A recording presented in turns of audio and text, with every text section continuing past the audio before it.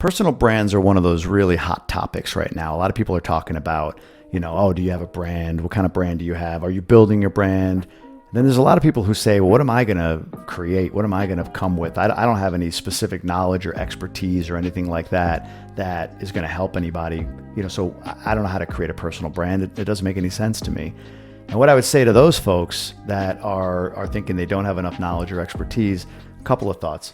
One, you probably do. Two, you don't need to be more than one chapter ahead to be able to add value to somebody. In fact, somebody that I met that is at a very high level in their profession has said, look, I can't coach newbies anymore to what I do. I can't. I'm too far disconnected. The people I'm coaching are at a certain level. I need people that are closer to them to coach them so that they can get true value. So that was a mindset shift for me because I had some of those beliefs, like what can I really teach or add value with? And truthfully, again, if you're a chapter ahead, you've got a little bit more knowledge, then you can absolutely add value. When Ben and I started this brand, Multifamily and More, we didn't have any multifamily property, and we didn't present ourselves as experts in multifamily, nor should anybody present themselves as the end-all, be-all, supreme knowledge of anything if they're not. But for us, it was more being authentic, one, and saying, hey, we've got this community we're putting together. We're looking to get to around like-minded people. We're looking to learn with you. But here we can offer this and that up of value. That really served us, and people resonated with that. Our first couple of meetings that we did with people, we gave them what our business plan looked like, which is, again, one step ahead. That's all it was, but it added value to folks. We analyzed a deal with our members at a meetup the next month, and there were members in the group that had more expertise with that, and we leveraged them, but we still could add value by going through a deal analysis on multifamily because the other people in the room, the grand majority of them, hadn't. So you can add value by just being a chapter ahead and just by being you, being authentic. That's such an important thing. It's a currency nowadays that is in short supply. There's so much grandstanding out there that authenticity really wins out. It means something. It matters. If you're thinking about building a brand, there's really two layers of decision you need to make.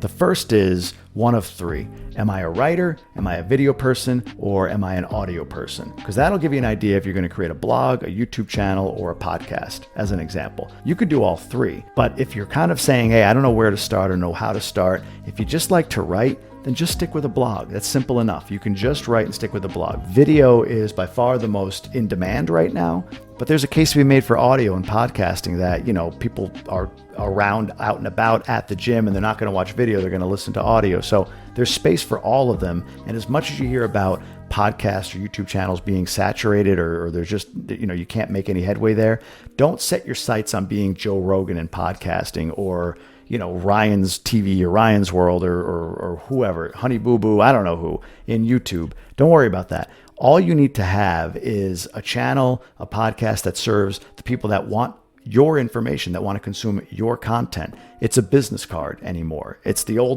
new version of a business card. You don't go to a meetup and hand out your business card anymore.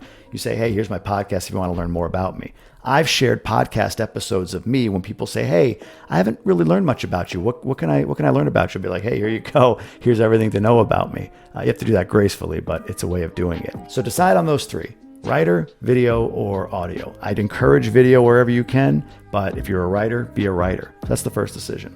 The second decision you have to make is, are you going to be the knowledge or are you going to broker the knowledge? So all that means simply is if you're writing a blog, you're doing a YouTube channel, you're doing a podcast, is it going to be your knowledge that you're trying to get out into the world around the specific topic that you feel you can add value in?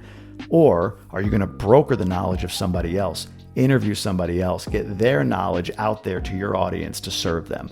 Either way, either scenario, you're serving people, and that's what matters when it comes to building a brand. Are you adding value to others? In some cases, you might have knowledge, and in some cases, you might need to broker knowledge. For me, I know how to close on a multifamily deal that's up to 20 units or so, mom and pop type of purchase, no syndication. I can speak about that. I can give you information about that. Not all of it by any means, but I can give you content and teach you about that because I've done that.